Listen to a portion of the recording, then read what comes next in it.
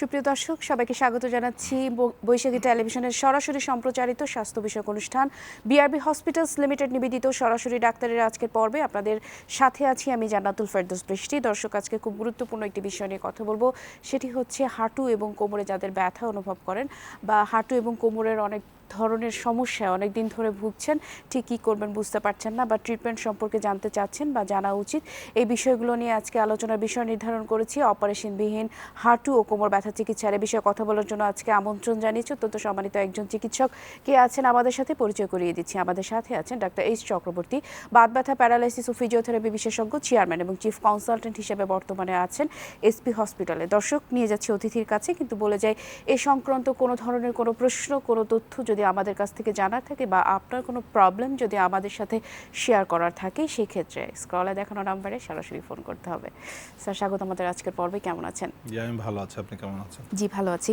শুরুতে বলেছি যে অনেকগুলো বিষয় নিয়ে আসলে কথা বলবো। শুরুতে একটু আসতে চাই হাঁটু ব্যথা। হাঁটু ব্যথার কারণগুলো কি যদি একটু বলতেন? ধন্যবাদ আপনাকে। হাঁটু ব্যথা আমরা জানি যেটা বাতের ব্যথা থেকে হাঁটু ব্যথা হয়, গ্রামে গঞ্জে বা বয়স হলে হাঁটু ব্যথা হয়। এখন দেখা যাচ্ছে যে লং টাইম কোমর ব্যথার কারণেও কিন্তু হাঁটু ব্যথা হচ্ছে। যাদের লং টাইম কোমর ব্যথায় সাফার করছে তাদের আস্তে আস্তে দুই হাঁটুতেই ব্যথা শিফট করছে। আসলে কোমর ব্যথার কারণে পায়ের শক্তি কমে যায়। পায়ের শক্তি কমে গেলে তখন বডির ওজনটা হাঁটুর মধ্যে আঘাত করলে হাঁটুর মধ্যে যে কার্টিলেজটা থাকে এই কার্টিলেজটা ভেঙে যাচ্ছে, তখন এখানে অস্টিওআর্থ্রাইটিস ডেভেলপ করছে এবং ব্যথাটা হচ্ছে। এরকম অনেক রোগী আমরা পেয়ে থাকি যারা হাঁটু ব্যথা আক্রান্ত, বাট কোমরের কথা বলতেই পারে না। তারা কোমরে তো অনেক আগে ব্যথা ছিল, কিন্তু এটাও বুঝতে হবে যে ওই আগের ব্যথাটাই কিন্তু এখন এসে আসলে আঘাত করছে তাকে। সো আমাদেরকে কোমর থেকে ট্রিটমেন্টটা শুরু করা উচিত, না হলে এই হাঁটু ব্যথা কখনোই সমাধান করা সম্ভব না। একটু পেশেন্টদের কমপ্লেইনে আসতে চাই। অনেক পেশেন্ট বলেন যে হাঁটুতে প্রচণ্ড কামড়াই, চাবাই বা চাপ দিলে ব্যথা লাগে। এটার সাথে কি এই ব্যথার রিলেশন কেমন? হাঁটুর ভিতরে যখন যখন হাঁটুর ভিতরে কার্টিলেজগুলো ইনজুরি হয়ে যাচ্ছে তখন সেখানে সোয়েলিং হচ্ছে, ফুলে যাচ্ছে এবং ভিতরে সেই যে কারণে যেহেতু কার্টিলেজ ভেঙে গিয়েছে, যে কারণে সেখানে ভিতরে চাবাই, কামড়ায় এবং অনেক সময় কোমর থেকে নার্ভের মাধ্যমেও এগুলো হতে পারে। একজন দর্শক আছেন আমাদের সাথে। আসসালামু আলাইকুম। দর্শক কে আছেন আমাদের সাথে, নাম বলে কি সমস্যা বলুন। জি, ওয়ালাইকুম সালাম, শুনতে পাচ্ছি। আমি যশোর বোনারপুর থেকে বলছিলাম। জি, বলুন কি জানতে চান? ওই আমার ওই দাদির হচ্ছে মাথায় ব্যথা আর ওই নামাজ পড়তে গেলে উঠা বসার সমস্যা। আচ্ছা, বয়স কত? বয়স হচ্ছে আপনার 60-65। কোথাও ডাক্তার দেখিয়েছেন? ডাক্তার দেখাইছি, ওই দেখাচ্ছিলাম। জি, ডক্টর দেখাচ্ছি। তারপরে কি চিকিৎসা নেওয়ার পর ভালো হয়েছে কিনা, কোনো ফল পেয়েছে? ওইটা নামাজ পড়তে গেলে আরো বেশি সমস্যা হয়। আচ্ছা, ঠিক জি, আছে, ধন্যবাদ। আমরা বুঝতে পেরেছি, বুঝতে আমাদের পেরেছি। সাথেই থাকুন। এটা হচ্ছে ওনার যেটা আছে যে উনি নিচে বসলে উঠতে কষ্ট হয়, নামাজ পড়তে কষ্ট হচ্ছে, কোমরে ব্যথা, হাঁটুতে ব্যথা। অ্যাকচুয়ালি ওনার ডিস্ক প্রলাপস আছে মেরুদণ্ডে, যে কারণে তার পায়ের শক্তি কমে গিয়েছে। নিচে উঠবস করলে তার ব্যথা আরো বেড়ে যাচ্ছে, কারণ তার কোমরে যেহেতু ইনজুরি আছে, ডিস্ক প্রলাপস হচ্ছে, মুভমেন্ট করছে। সো এই ডিস্কটাকে রিপেয়ার করলেই দেন পায়ের শক্তিটা বাড়াতে হবে, তাহলেই সে ভালো হয়ে যাবে। তো দর্শক, আমি সাজেস্ট করবো যে ওনার মেরুদণ্ডে একটা এমআরআই করতে হবে, কারণ ওনার সমস্যাটা মেরুদণ্ড থেকে সৃষ্টি। মেরুদণ্ডের ডিস্ক প্রলাপস আছে হয়তো 1টা 2টা বা 3টা, এবং হাড়ের ক্ষয়রোগ থাকতে পারে, যেটা অস্টিওপোরোসিস বলছি, যে কারণে তার পায়ের শক্তি কমে যাচ্ছে এবং ব্যথাটা ছড়িয়ে যাচ্ছে এবং সেখান থেকে তার হাঁটুর মধ্যে কার্টিলেজটা ভেঙে পায়ে হাঁটুতে ব্যথা হচ্ছে। সো তার উঠবস করতে কষ্ট হচ্ছে। তাকে একটা কোমরে এমআরআই করে ফিজিওথেরাপি করতে হবে এবং ফিজিওথেরাপি করেই যে ডিস্টার্ব প্রলাপস হয়ে আছে ওটাকে রিপেয়ার করে মাসল স্ট্রং করলে উনি আবার নর্মালি নামাজ কালাম সবকিছু পড়তে পারবে। ধন্যবাদ আপনাকে। আমরা জানি যে এইজড পার্সনদের জন্য physiotherapy is the one of the good treatment, কারণ বয়স্ক লোকেদের কিডনির প্রবলেম হয়ে যায়, তারা পেইন কিলার নিতে পারে না বা ইনজেকশন নিতে পারে না বা অন্যান্য ট্রিটমেন্ট প্রসিজিওরগুলো তাদের জন্য টাফ হয়ে যায়। সেক্ষেত্রে আপনারা কি এই ধরনের এইজড পার্সনদের জন্য কোনো স্পেশাল কোনো ব্যবস্থা রেখেছেন কিনা? জি, জেরিয়াট্রিক মেডিসিন, যেটা জেরিয়াট্রিক ফিজিওথেরাপি, যেটা বয়স্ক রোগীদের জন্য। ফিজিওথেরাপি তাদের চলাচলের জন্য সবচেয়ে গুরুত্বপূর্ণ, কারণ বয়স হলে ব্যথা একটা নর্মাল জিনিস, যে ব্যথা হবেই সবারই, যে ফ্রোজেন শোল্ডার হতে পারে, অস্টিওআর্থ্রাইটিস হতে পারে, ডিস্ক প্রলাপস হতে পারে, সার্ভাইকাল ডিস্ক প্রলাপস হতে, বিভিন্ন জয়েন্টের পাশাপাশি কি হচ্ছে, এজের কারণে দুর্বল হয়ে যাচ্ছে, ব্লাড সার্কুলেশন কমে যাচ্ছে, তার ডায়াবেটিস বেড়ে যাচ্ছে। সো বয়স্ক রোগীদের জন্য ফিজিওথেরাপিটা খুবই আমাদের সাথে গুরুত্বপূর্ণ। আরেকজন দর্শক আছেন। আসসালামু আলাইকুম। দর্শক কে আছেন আমাদের সাথে, নাম বলে কি সমস্যা বলুন। ওয়ালাইকুম সালাম, আমি সবুজ বলি বলছি চাঁদপুর থেকে। জি, শুনতে পাচ্ছি। আমার সমস্যা হচ্ছে মানে মাথায় সমস্যা আছে প্রায় 1 বছর ধরে, ঠিক আছে? আচ্ছা, মানে মাথা থেকে দোনো পায়ে ব্যথা হতো, তখন হাঁটতে পারি না। আপনার বয়স কত? বয়স 24। আপনি কি এমআরআই করেছেন? যে এমআরআই করছি, মানে আমার সমস্যা হচ্ছে যে লেভেল 4-5 এর সমস্যা। কি ট্রিটমেন্ট দিয়েছে, আপনি কি চিকিৎসা করেছেন এ পর্যন্ত? এমনি চিকিৎসা করেছি বলতে কি, এমনি ডাক্তার বলতে থেরাপি নিতে, যে সাবার পিআরপি আছে না, জি জি। ওইখানে থেরাপি নিতে বলতে 1.5 মাস থেরাপি নিয়েছি, ওখানে ভালো ছিলাম, এখন আবার বাসায় আসছে আগের মতন। জি ধন্যবাদ, আমরা বুঝতে পেরেছি। যেটা হলো তার L4-5 এর ডিস্ক প্রলাপস আছে, যেটা এমআরআই তে ধরা পড়েছে এবং সে থেরাপি নিয়েছে। ফিজিওথেরাপি নিয়েছেন। ফিজিওথেরাপি ভালো ছিল, আবার বেড়ে গেছে। আসলে পার্মানেন্ট সলিউশন হয়নি, কারণ একটাই যে ডিস্কটা তো ফেটে গিয়েছে, জয়েন্ট ফেটে ডিস্ক প্রলাপস হয়ে আছে, এই ফাটাটা রিপেয়ার হয়নি। যতদিন থেরাপি করেছে ভালো ছিল, থেরাপি বন্ধ করার পর আবার বেড়ে গেছে। তো সারা জীবন থেরাপি করা সম্ভব না। এই যেহেতু পেশেন্টদের জন্য আমরা যেটা বলি যে 3 থেকে 6 সপ্তাহ অ্যাবসলিউটলি বেড রেস্ট, যেটাকে আমরা বলছি অ্যাক্টিভ বেড রেস্ট, 3 থেকে 6 সপ্তাহ বেড রেস্টের থেকে ফিজিওথেরাপি করতে হবে। এই রেস্টের কারণে ফাটাটা রিপেয়ার হয়ে যাবে। যদি ফাটাটা রিপেয়ার হয়ে যায় তাহলে এটা চিরজীবনের জন্য ভালো হয়ে গেল। পরবর্তী যদি অ্যাক্সিডেন্ট না করে কোনোদিন তার ব্যথা হবে না। তো দর্শক, আমি আপনাকে সাজেস্ট করব ফিজিওথেরাপি করতে হবে অবশ্যই, কিন্তু আপনাকে হসপিটালে ভর্তি থেকে করতে হবে 3 সপ্তাহ এবং পরবর্তী বাসায় 3 সপ্তাহ। যদি আপনি 42 দিন এইভাবে ট্রিটমেন্ট নিতে পারেন, ইনশাআল্লাহ 42 বছর ভালো থাকবেন। এই কারণে আমরা কোমর ব্যথা রোগীদের বলি যদি 42 দিন এই ট্রিটমেন্টটা নিতে পারে, 42 বছর সুস্থ থাকবে, ব্যথা ওষুধ খাওয়ার কোনো প্রয়োজন নাই। আচ্ছা, সেক্ষেত্রে আপনি বললেন যে অ্যাক্টিভ বেড রেস্ট, তো মানুষ তো ভাবতেই পারে যে বেড রেস্ট তো আমি বাসাতে নিলেও হয়, কেন সেটা হসপিটালে থেকে আমাকে নিতে অ্যাকচুয়ালি হবে? কোমর ব্যথার যে বেড রেস্টটা সেটা বাসায় কখনোই সম্ভব না। কারণ যদি কারো হাত পা ভেঙে যায়, আমরা কি করছি এখানে ইমোবিলাইজ করে দিচ্ছে, মানে প্লাস্টার করে দিচ্ছে, যেটা খোলা যাবে না। ঠিক তাই কোমরে যখন ফাটল ধরে, সে যদি বাথরুমে যায়, গোসল করে, ভাত খায় বসে বসে, আর কিছু না করলো, এতেই কিন্তু ক্ষতিটা হচ্ছে। সো হসপিটালে এগুলোও আমরা বেডে করতে বলি, যে গোসলটাও বেডে শুয়ে করতে হবে, গোসল করতে পারবে না, শুয়ে শুয়ে খেতে হবে, সবকিছু বিছানায়, এবং সেখানে অবশ্যই ফিজিওথেরাপি দিতে হবে দিনে কমপক্ষে 4 বেলা। আমাদের সাথে একজন দর্শক আছেন। আসসালামু আলাইকুম, দর্শক কি আছেন আমাদের সাথে, নাম বলে কি জানতে চান বলুন। হ্যালো, আসসালামু আলাইকুম। ওয়ালাইকুম সালাম, শুনতে পাচ্ছি। আচ্ছা, আমার কোমরে অনেক ব্যথা, যার কারণে আমি হাঁটতে দাঁড়াতে পারি না। জি। আচ্ছা, আপনার বয়স কত? আমার বয়স হচ্ছে ধরেন 35। 35 বছর বয়স, আপনি দাঁড়াইতে পারেন না। কোথাও ট্রিটমেন্ট করেছেন, চিকিৎসা করেছেন কোথাও? যে চিকিৎসা করেছি বলতে এরকম না, করেছি তারা দিয়েছি। জি। থেরাপি নেওয়ার পর কি ভালো হয়েছে না আগের মতোই অবস্থা আছে? আগের মতোই আছে। আপনার রোগটা কি আপনি জানেন যে কি কারণে ব্যথাটা হচ্ছে? এইরকম তো আমি আগের কথা হচ্ছে আমি বাইরে থাকি, যার কারণে আমাদের কাছে হচ্ছে দাঁড়ানো লাগবে। আচ্ছা আচ্ছা, বুঝতে পেরেছি। ঠিক আছে, হ্যাঁ, দর্শক এটা আপনি যেটা আমাদের হলো সাথে যে থাকুন। ওনার আসলে উনি ফিজিক্যাল ওয়ার্ক করে, বেশি কাজ করে, যে কারণে কোমরের উনি জয়েন্ট সারাক্ষণ ফেটে দাঁড়িয়ে গিয়েছে। কাজ রাইট। করেন। সো কোমরের জয়েন্টে ডিস্ক প্রলাপস আছে, যে কারণে তার এটা ভালো হচ্ছে না। দাঁড়াইলেই তার ব্যথাটা পায়ের দিকে ছড়ায় যাচ্ছে, ডিস্কটা গিয়ে নার্ভে চাপ দেয়। আমাদের যে স্পাইনাল কর্ড আছে, স্পাইনাল কর্ডে যখন ডিস্ক নার্ভে চাপ দেয়, তখনই ব্যথাটা পায়ের দিকে চলে, পায়ের শক্তি কমে যাচ্ছে আস্তে আস্তে।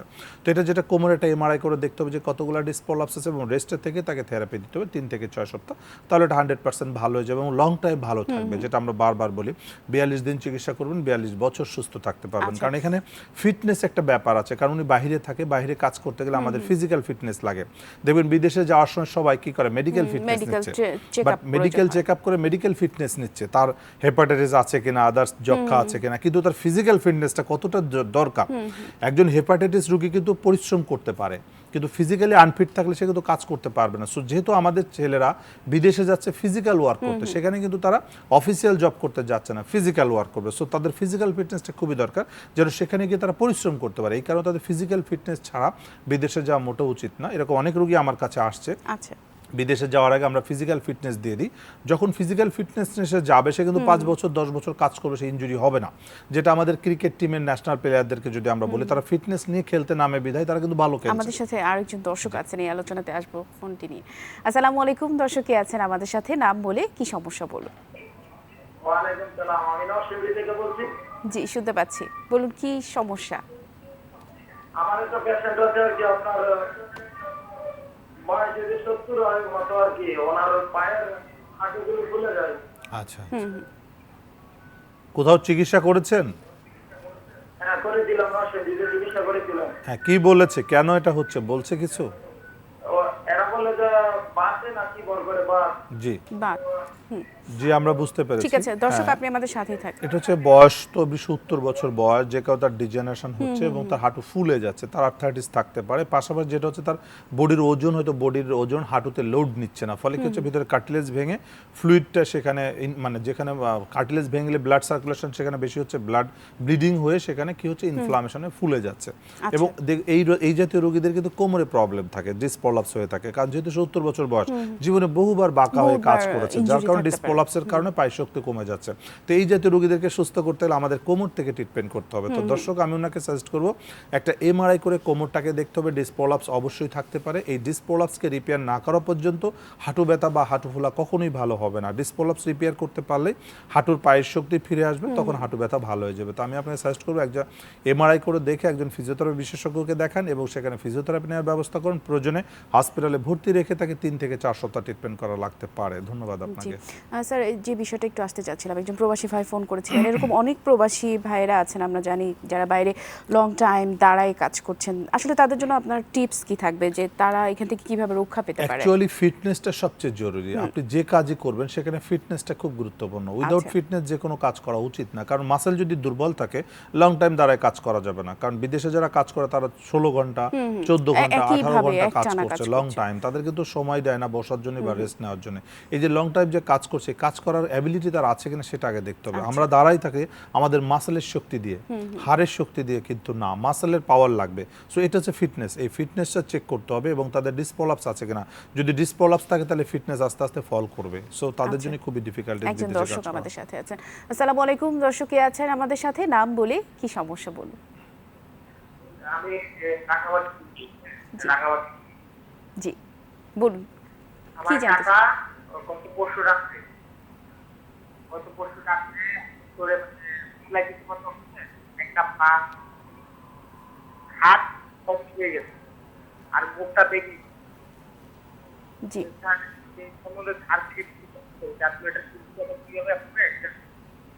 দর্শক, নেটওয়ার্কের প্রবলেমের কারণে আপনার কথাগুলো ঠিক খুব ভালো করে বুঝতে পারিনি আমরা। আপনি যদি একটু আরেকবার বলতেন। আচ্ছা, হাত মুখ বাঁকা হয়ে গেছে, এখন কি অবস্থা আছে? এর জন্য কি কোনো ট্রিটমেন্ট নিয়েছেন? এতটুকু এখন হাসপাতালে ভর্তি আছে, হাসপাতাল থেকে ট্রিটমেন্ট নিচ্ছে। তো সিটি স্ক্যান করবো, এখন ডাক্তার চেক নেই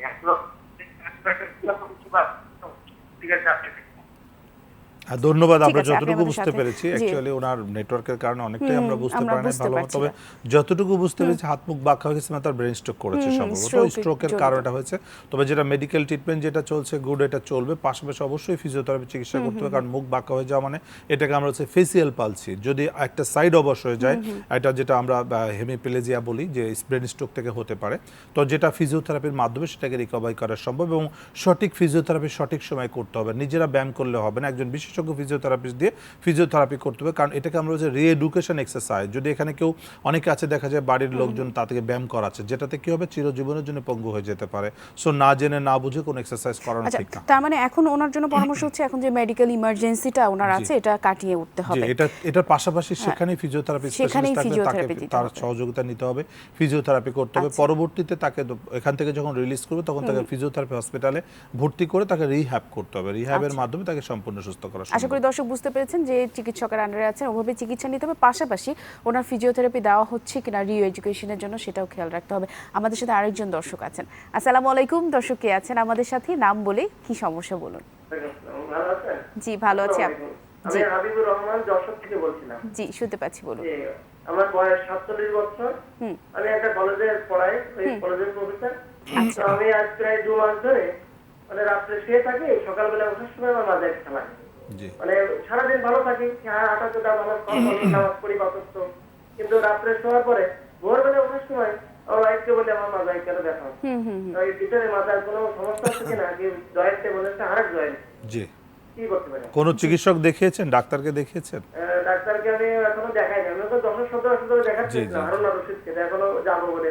জি ধন্যবাদ, আমরা বুঝতে ঠিক পেরেছি আছে, আপনি আমাদের যেটা সাথে সারাদিন থাকবেন। কাজ কাম করে ভালো থাকে, সকালে ব্যথাটা আসে, তার মাঝে মেরুদণ্ডে ইনজুরি হচ্ছে কেবল, এটা জাস্ট প্রাইমারি একেবারে primary stage এ যেটা আছে। হচ্ছে রাতে শুয়ে থাকলে এখানে ফ্লুইড মুভমেন্ট করে। ছোট ইনজুরি আছে যে ইনজুরিটা দিয়ে পানিটা মানে রসটা পুশ করে, যেমন একটা গ্লাস যদি একটু চিরে যায়, আপনি যদি পানি ঢালেন তাহলে গ্লাস দিয়ে দেখবেন যে ওই পানিটা কিন্তু চুষে একটু নিচ্ছে, হালকা ঠিক পানি। তাই এই পানিটা ডিসটা চুষে নিচ্ছে, যার ফলে তার সকালে ঘুম থেকে উঠলে ব্যথা হয়, একটু হাঁটলে আবার কমে যায়। এরকম অনেক রোগী আছে যে সকালে প্রচন্ড ব্যথা হয়, একটু হাঁটাচলা করলে কমে যাচ্ছে, তার মানে রসটা রাতে ঢুকে থাকে, সকালে উঠে দাঁড়ালেই ব্যথাটা নার্ভে চাপ পড়ে, একটু হাঁটলেই ওটা চুপসে যায়, তখন ব্যথাটা কমে যায়। এটা ডিসপ্রলাপসের কারণে হচ্ছে, এটা জাস্ট একটু ফিজিওথেরাপি করলেই ভালো slight হয়ে যাবে। আর problem যদি সে আছে। নিজে দেখতে চায় তাহলে একটা এমআরআই করলে জিনিসটা দেখা যাবে যে কতগুলো ইনজুরি আছে। দর্শক আমি আপনাকে সাজেস্ট করবো যে এটা ফিজিওথেরাপি করলে এটা ভালো হয়ে যাবে। আপনার মাসেলকে স্ট্রং করতে হবে, যেহেতু আপনি কলেজের টিচার, আপনাকে লং টাইম দাঁড়িয়ে ক্লাস নিতে হয়, যে কারণে আপনার মেরুদণ্ডের উপরে লোড পড়ছে এবং সেখানে ইনজুরিটা হচ্ছে, কারণ আপনার মাসেল পাওয়ার স্ট্রং না। তো মাসেলকে স্ট্রং করার জন্য আপনাকে ফিজিওথেরাপির মাধ্যমে মাসেল যদি শক্তিশালী করা যায় তাহলে এই ফাটাটা অটোমেটিক রিপেয়ার হয়ে যাবে। স্যার এবারে যে বিষয়টা আসতে চাই, এতক্ষণ যে ফোন কলগুলো আমরা রিসিভ করলাম, দেখলাম যে বেশিরভাগ মানুষেরই কোমরে ব্যথা, এই বিষয়টা নিয়ে ডিটেলস একটু কথা বলবো। একজন দর্শক আমাদের সাথে কানেক্টেড আছেন। আসসালামু আলাইকুম, দর্শক কে আছেন আমাদের সাথে, নাম বলে কি জানতে চান বলুন। আসসালামু আলাইকুম। জি ওয়ালাইকুম সালাম, শুনতে পাচ্ছি। আমি কুষ্টিয়া থেকে মোহাম্মদ আসাদুল ইসলাম বলতেছি। জি শুনতে পাচ্ছি। বলতেছি যে যে মাঝার কোমরে ব্যথা, বুঝছেন? তো এই কোমরের ব্যথাটা যখন হাঁটাহাঁটি করা হয় একটু তখন বেশি হয়, আবার দেখা যাচ্ছে যখন একটু রেস্টে থাকা হয় তখন একটু কমে। তো আচ্ছা। আমি এর চক্রবর্তী স্যারের ওখানে আমি একটা ছেলেকে নিয়ে গেছিলাম একবার, মেহেদি নামের একটা ছেলে, সিরাজগঞ্জ বাড়ি। তো আচ্ছা। স্যার খুব ভালো ওখানে, মানে ছেলেটা খুব গরিব মানুষ ছিল। তো স্যার খুব খুব ই করছিল, স্যার খুব ভালো সাজেশন দিছিল এবং স্যার খুব টাকা কম নিছিল। এমআরপি করেছিলাম আমি। তো স্যারকে এই জন্য আমি খুব ধন্যবাদ জানাই এবং স্যার খুব ভালো মানুষ, এটা আমি প্রশংসা করবো। এই কারণ তার আদাবর যে ওই এসি হসপিটাল, আমি ওখানে গেছিলাম। আচ্ছা আচ্ছা। তো এই জন্য আমি বলছি ওই মাজার ব্যথাটা এখন একটু কম, তো ফিজিওথেরাপিটা কিভাবে? আচ্ছা, জি, আমরা ধন্যবাদ, আমরা কোমর বুঝতে ব্যথা নিয়ে পেরেছি। ডিটেলস কথা বলবো। দর্শক আমাদের সাথে থাকার জন্য আপনাকে ধন্যবাদ। জি জি আপনাকে ধন্যবাদ অনেক সুন্দর প্রশ্নের জন্য। আসলে যেটা হচ্ছে যে আমাদের দেশে কোমর ব্যথাটা কমন প্রবলেম, এটার একটা কারণ হচ্ছে আমাদের ফিটনেসের অভাব। যে আমরা কাজ করি সারাদিন, বসে বসে কাজ করি, কিন্তু আমাদের ফিটনেসের জন্য যে ফিজিক্যাল ওয়ার্ক করা উচিত, আমাদের এক্সারসাইজ করা উচিত, এক্সারসাইজ আমরা খুব কম করি, যে কারণে আমাদের ব্যাক পেন ইনজুরি আমরা সবচেয়ে বেড়ে যাচ্ছে। তো এই যে কোমর ব্যথা হচ্ছে, এটা ডিসপ্রলাপসের কারণ হয়। মোস্ট অফ দ্য পেশেন্টের কোমর ব্যথার একটা কারণ হচ্ছে মেকানিক্যাল ব্যাক পেন, আর পাশাপাশি প্যাথোলজি থাকে ছোট ছোট, সেটা 100 জনে বা 1000-এ একটা থাকে প্যাথোলজি, যেমন টিউমার, টিবি, এই কারণেও কোমর ব্যথা হতে পারে, কিন্তু তার পার্সেন্টেজ খুবই কম। বাট মেকানিক্যাল পেনের সংখ্যা সবচেয়ে বেশি, যেরকম আমাদের হসপিটালে প্রচুর রোগী আসে মেকানিক্যাল ব্যাক পেন নিয়ে। তো এদের জন্য একটা এমআরআই করা খুবই গুরুত্বপূর্ণ, কারণ এমআরআইতে দেখা উচিত প্রথমত যে সেখানে কোনো প্যাথোলজি আছে কিনা। কারণ এমআরআইটা এই কারণেই গুরুত্বপূর্ণ যে ব্যথার কারণ, প্যাথোলজির কারণে যদি ব্যথা হয় আর সেটা যদি না জেনে ফিজিওথেরাপি দেওয়া হয় তাহলে পেশেন্টের মৃত্যু হতে পারে। যে কারণে আমরা বলি একটা এমআরআই করে দেখে নেওয়া উচিত যে সেখানে কোনো টিউমার বা টিবি বা কোনো ক্যান্সার আছে কিনা, পাশাপাশি ডিসপ্রলাপস কতগুলো আছে যদি একবার আমরা দেখে নিতে পারি, দেন ট্রিটমেন্ট আমরা কনফার্ম করি এবং সঠিক চিকিৎসা হয়। যেটা আমরা আমাদের হসপিটালে সবসময় সঠিক চিকিৎসার আমরা যে নির্ভুল ট্রিটমেন্ট করার চেষ্টা করছি, যেন পেশেন্ট যেন সাফার না করে, ভুল ট্রিটমেন্টের শিকার না হয়। তো যেটা হলো যে আপনার যেটা কোমর ব্যথা আছে, ফিজিওথেরাপি করলে ভালো হয়ে যাবে, তবে এটাকে এমআরআই করে দেখে নেবেন যে অন্য কোনো কারণ আছে কিনা। এবং ফিজিওথেরাপি ঢাকাতে এসেও করতে পারেন অথবা বাসার কাছে, এখন ফিজিওথেরাপি বাংলাদেশের সব জায়গায় আছে, তবে মানসম্মত কিনা সেটা অবশ্যই সেখানে বিশেষজ্ঞ আছে কিনা দেখে নিতে হবে। আরেকজন অনেকে আছে। দর্শক আমাদের সাথে আছেন। আসসালামু আলাইকুম, দর্শক কে আছেন আমাদের সাথে, নাম বলে কি জানতে চান বলুন। আমি ঢাকা থেকে বলছিলাম। জি শুনতে পাচ্ছি। হ্যাঁ, মানে আমার স্ত্রী তো, তার বয়স 35 বছর। সে ওই যে সারাদিন রাত্রেবেলা ঘুমাইলে সকালবেলা উঠতে গেলে মাথা ব্যথা করে। জি ঠিক আছে, কোথাও ডাক্তার দেখিয়েছেন? হ্যাঁ, ডাক্তার দেখাচ্ছিলাম, পিজি হাসপাতালে দেখাচ্ছিলাম। হ্যাঁ, তারা বলছে কিছু ওষুধ দিছিল, জি। ওষুধ খালি ভালো থাকে, কিন্তু তারপর ওষুধ খাওয়া বন্ধ করলে আচ্ছা আবার সে আচ্ছা। মাথা ব্যথা করে। কিন্তু ব্যথাটা কেন হচ্ছে সেটা কি আপনারা জানেন? না, ঠিক সারাদিন তো সবসময় ভালোই থাকে, কিন্তু এই যে রাত্রিবেলা ঘুমালে সকালবেলা উঠতে জি, গেলে আমরা বুঝতে মাথা পেরেছি। ব্যথা করে। ঠিক যেটা আছে, আমাদের সাথে আমাদের যেটা জানতে হবে যে কোমর ব্যথা যে হচ্ছে, ব্যথার কারণটা আমাদের আগে জানতে হবে, তারপর চিকিৎসা করতে হবে। ব্যথা ওষুধ খাচ্ছি, কমে যাচ্ছে, আবার ব্যথা ওষুধ ছেড়ে দিলে বেড়ে যাবে, এটা আস্তে আস্তে আস্তে আস্তে একসময় রোগটা কিন্তু অনেক ভয়ঙ্কর আকার ধারণ করবে, বা এই ব্যথা ওষুধের কারণে আসলে রিয়াকশন করে কিডনি নষ্ট হয়ে যেতে পারে। অ্যাকচুয়ালি কোমর ব্যথার কারণে ব্যথা ওষুধে তেমন কোনো ফাংশন নাই, 1 দিন 2 দিন হতে পারে, কিন্তু মেইন কারণটা হচ্ছে যে ডিসপ্রলাপসের কারণে যদি ব্যথা হয়ে থাকে, এই ডিস্ককে রিপেয়ার করতে হবে এবং পেশেন্টকে জানতে হবে যে আমার ডিস্ক প্রলাপস আছে, তাহলে মেনটেন করতে হবে। সামনে ঝুঁকে কাজ করা যাবে না, মাসেল উইক থাকলে মাসেলকে স্ট্রং করতে হবে, আদারওয়াইজ কিন্তু সে কোনোদিনও সে সুস্থ হবে না। আস্তে আস্তে আস্তে আস্তে এটা একসময় খারাপের দিকে চলে যায়। যেমন রানা প্লাজা ভেঙে পড়ে গেল, কেন? তার ফাউন্ডেশন দুর্বল ছিল, ওয়েট ছিল বেশি, যার ফলে আস্তে আস্তে দুর্বল হতে হতে একসময় ভেঙে গেল। ঠিক তাই মানুষের শরীরটাও কিন্তু ঠিক তাই, একটা বিল্ডিং এর মতোই, যতক্ষণ আমাদের মাসেল স্ট্রং থাকবে ততক্ষণ আমাদের কোমর ইনজুরি হবে না। যখনই মাসেল দুর্বল হতে থাকবে তখনই কোমর ইনজুরি হতে পারে। ইনজুরি হতে হতে একসময় প্যারালাইসিস হয়ে যাচ্ছে। অনেক রোগী দেখবেন যে কোমর ব্যথার কারণে প্যারালাইসিসে হুইল চেয়ারে ঘুরছে। আমরা যখন সিআরপিতে ছিলাম তখন বহু মানুষ দেখেছি, কেউ পড়ে গিয়ে কোমর ভেঙে গিয়েছে, কেউ ব্যথা থেকে কোমরে ইনজুরি হয়ে প্যারালাইসিস হয়েছে, প্রচুর রোগী আমরা পেয়েছি। তো এই কারণে আমরা বলি যে কোমর ব্যথার কারণটা আগে নির্ণয় করা হোক, কোমর ব্যথা কি কারণ হচ্ছে, দেন সেটাকে সমাধান করতে হবে। তারপরে যে দর্শক ফোন করেছিলেন আগে জানতে হবে যে কেন আপনার স্ত্রীর এই ব্যথাটা হচ্ছে, সেটা আইডেন্টিফাই করে ডায়াগনোসিস করে দেন তারপরে ফিজিওথেরাপি দিয়ে ট্রিটমেন্ট করতে হবে। স্যার আমাদের সাথে আরেকজন দর্শক আছেন। আসসালামু আলাইকুম। দর্শক কে আছেন আমাদের সাথে, নাম বলে কি জানতে চান বলুন। জি ওয়ালাইকুম সালাম, শুনতে পাচ্ছি। আমি প্রায় 2 থেকে আড়াই বছর আগে আমার মেরুদণ্ড পিছনে ব্যথা হয়েছে, প্রায় ওইটা 1 বছরের মতো ছিল। ওদেরটা ব্যথা শুরু হয়েছে, ওদেরকে আমার প্রস্রাব অনেক বেড়ে গেছিল। আচ্ছা, প্রায় সারাদিনে 20 থেকে 25 বার প্রস্রাব হয়েছে আমার। আচ্ছা, আর সাথে সাথে মেরুদণ্ডের নিচের অংশে ব্যথা শুরু হয়েছে। ওইটা এখন আস্তে আস্তে প্রায় 1-1.5 বছর পরে সামনের দিকে চলে আসছে, তলপেটের দিকে। আচ্ছা, আচ্ছা। এখন আমি 2.5 বছরের মতো হয়ে গেছে। আমি পপুলারে অর্থোপেডিক ডাক্তার দেখাইছি, কিডনি ডাক্তার দেখাইছি, গ্যাস্ট্রো লিভার দেখাইছি, এই হাসপাতাল কল্যাণপুর, কিন্তু কেউই কিন্তু বলতে পারতেছে না এটা কিসের কারণে হচ্ছে। আপনি কি এমআরআই করেছেন কোমরের? জি, কোমরের এমআরআই করেছেন? এমআরআই না, এমআরআই করাইনি আমি। ধন্যবাদ, আমরা বুঝতে পেরেছি। ঠিক আছে, এটা আসলে দর্শক আমাদের এমআরআই সাথে করলেই থাকবেন। তার রোগটা ধরা পড়বে। তা অনেক পরীক্ষা নিরীক্ষা করেছে কিন্তু এমআরআই করে না। একটা এমআরআই করা খুব গুরুত্বপূর্ণ, কারণ ব্যাক পেইন মানেই সেখানে ডিসপ্রলাপসের চান্স, এবং কোমর থেকে ব্যথাটা কিডনির দিকে এবং সামনে পেছনে দৌড়াদৌড়ি করতে পারে। সো আমাদের একটা এমআরআই করে দেখা উচিত যে তার ডিসপ্রলাপস আছে কিনা। এই ডিস্ককে রিপেয়ার না করা পর্যন্ত ব্যথা ভালো হবে না, যেটা সে 2.5 বছর সাফার করছে। আর কতদিন? একটা ব্যথা নিয়ে 2.5 বছর মানে তার লাইফটার অনেকটাই দুর্বিষহ। তো দর্শক, আমি আপনাকে সাজেস্ট করবো যে আপনার কোমরে একটা এমআরআই করতে হবে। এমআরআই করলে আপনার রোগটা ধরা পড়বে, তারপরে রোগ অনুযায়ী চিকিৎসা করতে হবে। আন্দাজে কোনো ব্যথার ওষুধ খাওয়া ঠিক হবে না, কারণ ব্যথা ওষুধ খেলে ভালো কিডনিটাও নষ্ট হয়ে যেতে পারে। তো আপনাকে আমি সাজেস্ট করবো একটা এমআরআই করে একজন ফিজিওথেরাপি বিশেষজ্ঞকে দেখান, দেন যদি ডিসপ্রলাপস থাকে সেটাকে আপনি বুঝে নেন, তারপর সেটাকে সমাধান করেন। ধন্যবাদ আপনাকে। অনেকে বলেন যে হচ্ছে ফিজিওথেরাপি করানোর পরে কিছুদিন ভালো ছিল আবার ব্যাক করে। আসলে ফিজিওথেরাপি থেকে পার্মানেন্ট ট্রিটমেন্ট সম্ভব কিনা, খুব সংক্ষেপে শুনবো। রাইট, ফিজিওথেরাপিটা পার্মানেন্ট সলিউশন, কারণ ফিজিওথেরাপি যা যা প্রবলেম সেই প্রবলেমগুলো সলভ করছে। ফিজিওথেরাপি ব্যথা কমাচ্ছে না, শুধুমাত্র ব্যথা কমাইলে কাজ হবে না। ব্যথাটা কেন হচ্ছে সেই কেনটাকে যদি সমাধান করা যায় তাহলে সেটা পার্মানেন্ট সলিউশন হচ্ছে। কিন্তু কেউ যদি ফিজিওথেরাপিতে ব্যথা কমানোর চেষ্টা করে, যে আমি থেরাপি দিচ্ছি, একটু হিট দিচ্ছি, শেক দিচ্ছি, তাহলে কোনোদিনও সে ভালো হবে না। সো এই কারণে আমরা বলছি আগে ডায়াগনোসিস করতে হবে, দেন ডায়াগনোসিস অনুযায়ী ট্রিটমেন্ট করতে হবে। যে একটা ডিসপ্রলাপস আছে, তো ডিসপ্রলাপসটা সমস্যা না, ডিসপ্রলাপসটা কেন হলো সেটা হচ্ছে বড় সমস্যা। সো আমি কেনটাকে সমাধান করব, তারপর ডিসপ্রলাপসের ফাটাটা রিপেয়ার করব, দেন পেশেন্ট সুস্থ হয়ে গেল চিরজীবন। যদি আবার ফার্দার ইনজুরি না হয়, কখনোই ব্যথা সাফার করবে না। এই কারণে আমরা রুট থেকে ট্রিটমেন্টটা করতে চাই। আচ্ছা, আপনাকে অনেক ধন্যবাদ, অনেক ব্যস্ততার মাঝে আমাদের স্টুডিওতে সময় দিয়েছেন। আপনার মাধ্যমে অনেক দর্শকদেরকে কিছু মূল্যবান ইনফরমেশন দিতে পারলাম। আপনাকে অনেক অনেক ধন্যবাদ। দর্শক, এই ছিল আমাদের আজকের আলোচনা। আমরা অনুষ্ঠানের একেবারে শেষ পর্যায়ে চলে এসেছি, এখন বিদায় নেব।